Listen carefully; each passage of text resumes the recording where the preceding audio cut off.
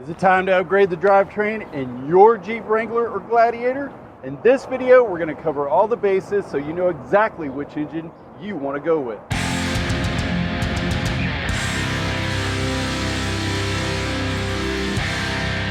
Hey everybody, it's Bubba with X's 4x4 and we build badass Jeeps. And one of my favorite ingredients to a badass Jeep build is the Hemi conversion. Since we happen to have most of the Hemi conversions here today, we're going to go ahead and do a walk around on each and every single Hemi so you know exactly the specs on each one and the cost. And that's going to help you guys decide which one you want to put in your Jeep. So let's start off with the 5.7 liter Hemi V8 that we just put in this customer's JT. This is not going to be the most popular Hemi swap, but we're going to get back to that in a minute. It is going to be the most affordable Hemi swap. This one's going to come in right at $29,995, and that's a turnkey price. That means everything that I need to do to put this thing in your Jeep is included in that cost, except tax, of course. This is your lunch, but here I come, the government. And that, Lauren, is how taxes work. There is one ingredient that we don't include, and that's going to be drive shafts. The reason that that cost is not included in the turnkey price is just like this customer, he already had a drive shaft. So it's really hard to price that turnkey out when some of you guys have drive shafts and some don't. Now what you're looking at on a Gladiator for drive shafts is going to be somewhere around the $1,700 mark. What that's going to include is a 1350 solid U-joint drive shaft for the front and a 1350 one-piece solid U-joint drive shaft for the rear. Now, the reason we do that is because the location, the geometry is going to change on each and every single one of these. The transfer case is going to be sitting about 1.5 to 2 inches further back in the vehicle. So we need a longer drive shaft for the front, shorter for the rear. Best way to do that is just put in some drive shafts that are going to handle that new torque that we're putting in. And that's going to go for every single Hemi swap we built. But back to the engine. What do we got here with the 5.7? This one is rated at 383 horsepower, 410 foot-pounds of torque. Quite an increase over the Pentastar V6 that was in here to begin with. I know what a lot of you are going to say. The diesel has better torque specs, and you're right, it does. But not everybody started out with a Gladiator with a diesel in it, or they just don't want a diesel, and that's what this is for. It puts out really great torque, really good horsepower. It feels great. It's a really fun Jeep to drive. Now, if this guy was running really heavy axles, he was running 40-inch tires on it, he might want to step it up, but he's not. He's really happy with the stock Rubicon axles. He's just going to be running 37-inch tires. And so this is one of those builds where I'm like, you can get away with stock axles just fine. I really, really like this engine. It's fun to drive. And the best part is, for you diesel guys that want to throw rocks at this thing, it sounds badass.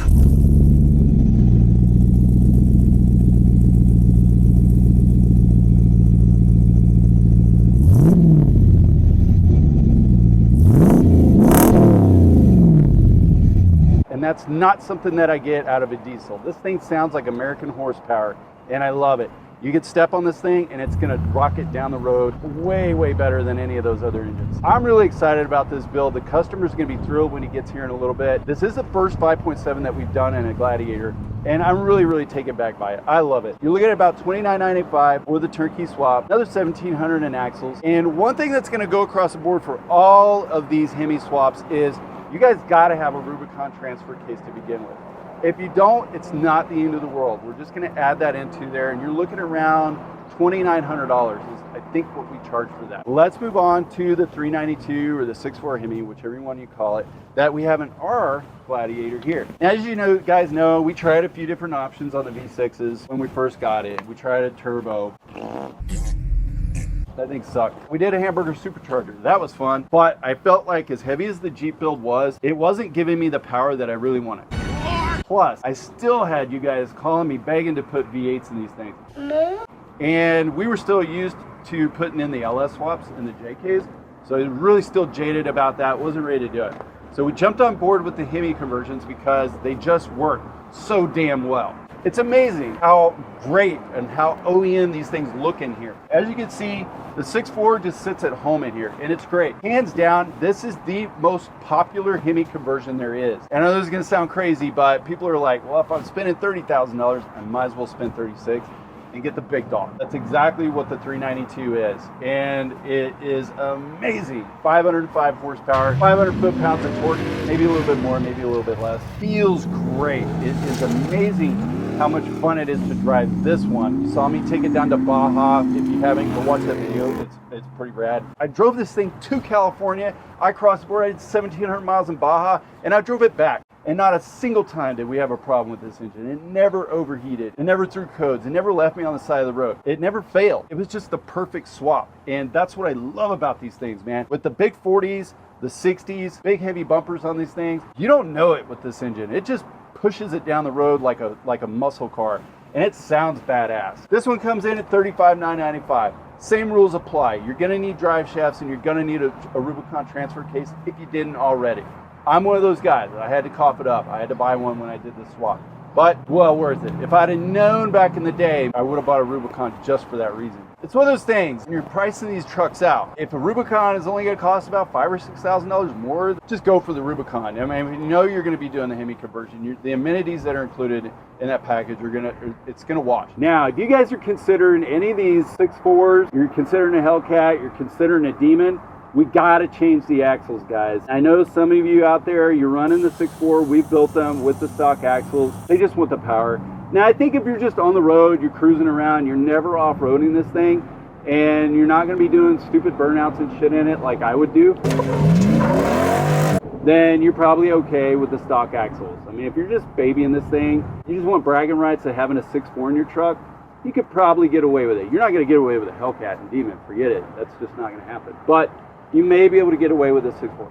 The 5.7, 100%, I think that the stock, the Dana 44s or M220s that come with the JLs and JTs, they're going to be fine. I think they can handle the 5.7 all day long. Just keep in mind that no matter what, if you start going off-road in these things, even if you had a V6, you can tear up the ring and pinion. So you got to be careful with them. You don't want to overdo it on those stock axles.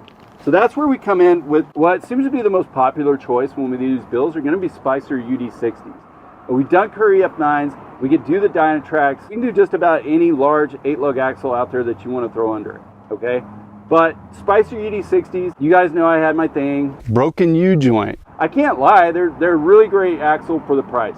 But what's really good about them is they have great brakes. They have awesome brakes on these. And when you got adding this much weight, adding this much power and speed to these Jeeps, you need really good brakes on them. And that's where these UD60s come in. They have that ring and pinion strake to hold up to that big tire leverage and all that torque that we're putting out from those Hemis. So definitely something that you're going to want to account for when you're budgeting for a Hemi swap is you're wanting to run big tires, you're going to want big horsepower, big torque, you think you're going to go off-road in them, you got to put these big axles in there. So a budget around $15,000, $16,000 just for Spicer UD60s. The other guys are going to go up from there. Dynatracs, I think upwards around $22,000, but that's a whole nother video. Definitely want to do axles though for off-roading. Something that we want to do, possibly throw in whenever we're doing a Hemi conversion, now's a good time to add a steering gearbox other than stock. We're used to using a JK two-door gearbox on there. Takes a little bit of modification on the frame, but man, does it work good. Not very invasive either. I mean, we're just basically bolting in a gearbox here and adding some lines to the ram assist. It's a really, really good time to upgrade because when the engine's out, it's really convenient to get in there. You guys want to add that on down the road, it's going to cost a lot more. So it's minimal effort for us to throw that in while we're doing the Hemi conversion. And makes a huge difference on controlling these big tires when you're off-road. So consider doing that as well. That covers the 6.4. Now let's talk about a super popular engine that everybody's dying to know about, and that's the Hellcat engine over here. We recently built this Jeep for this customer out of Austin, Texas. He wanted a Hellcat, and we said, hell yeah, we'll put a Hellcat in your Jeep. 770 horsepower, over 650 foot-pounds of torque, and you will feel every single bit of it every time you put your foot in the gas on this thing. Cost-wise, $58,995. Yeah, I know, that's a big jump from the 6.4, but you're getting a whole lot more power out of this thing. In this customer's case, we didn't put 40-inch tires, and I'm really glad that we didn't. We ended up putting 37s. The reason for that was because he was going to be driving in a parking garage every day, and we had to make sure he fit. And man, is it a huge difference when you don't put 40s on these things. You put your foot in this thing, and you're going to blast down the road. I mean, you're going to blow the doors off of everything out there. It's such a fun thing to drive. Just like everything else, you got to have a Rubicon transfer case. We're going to have to put drive shafts on it. And you damn sure better be putting in some aftermarket axles, because if you try to run this thing with stock axles, you're going to be picking up pieces of ring and pinion all over the road. Definitely want to budget in axles when you're thinking about doing one of these builds. What is crazy and mind-blowing on this is how we can put one of these in a Jeep and it worked like it came from the factory. We're not putting black tape over engine lights like we did in LS Swaps. It's crazy how perfect these things are and how great it drives. We do have to add a fuel pump to the fuel system on these because it's pulling a ton of fuel on the top end and the higher RPMs of these things, but you'll never know that we put that in there other than you'll see the fuel pressure regulator on the side down there. But it is insane. It is mind-blowing. And yes, this is not the end-all be-all of boosted Hemi engines. There is the demon at 840 horsepower.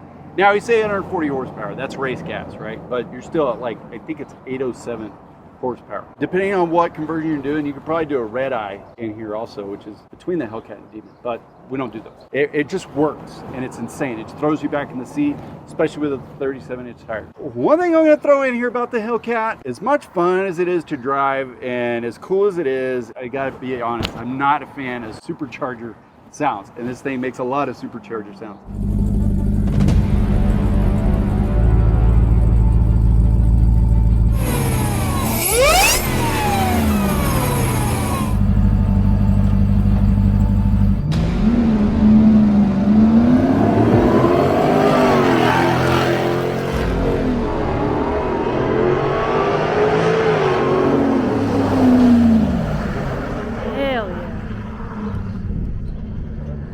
That makes me feel, whew. One more thing I want to add about the Hellcat, because I know you guys are dying to know. Yeah, we talk about horsepower, that's flywheel horsepower. What's it putting down to the ground? Now, in most cases, you can expect about a 30% loss of power by the time you go through the transmission, the axles, and rotational mass is a mofo. So it's going to drain a lot of power. In this case, we put it on the dyno just to see what it's doing. 526 horsepower to the wheels. Not too shabby, guys, and right on par with what we figured it would be. So don't sweat it, guys. You're still gonna get a ton of power out of these things, no matter which engine you choose. You're gonna feel so much better about it over that stock engine. I'm still gonna say that the 6.4 Hemi is the king. I think it's the best. Obviously, boosted engines cost a lot more to do, but that's not why I don't like it. I just love that the 6.4 gives you so much more power and it sounds like America. That pretty much wraps it up for all these engines. If you have any questions on it whatsoever and you're interested in doing this, email me on my website and I'll be more than happy to talk to you about it or write you up a quote. You can even call me at the shop. But if you have any questions about actually doing the swap, don't comment on the video because I may not see it. For more videos on off-roading and other cool stuff, click up here. Check, check, check, check, check, check, check.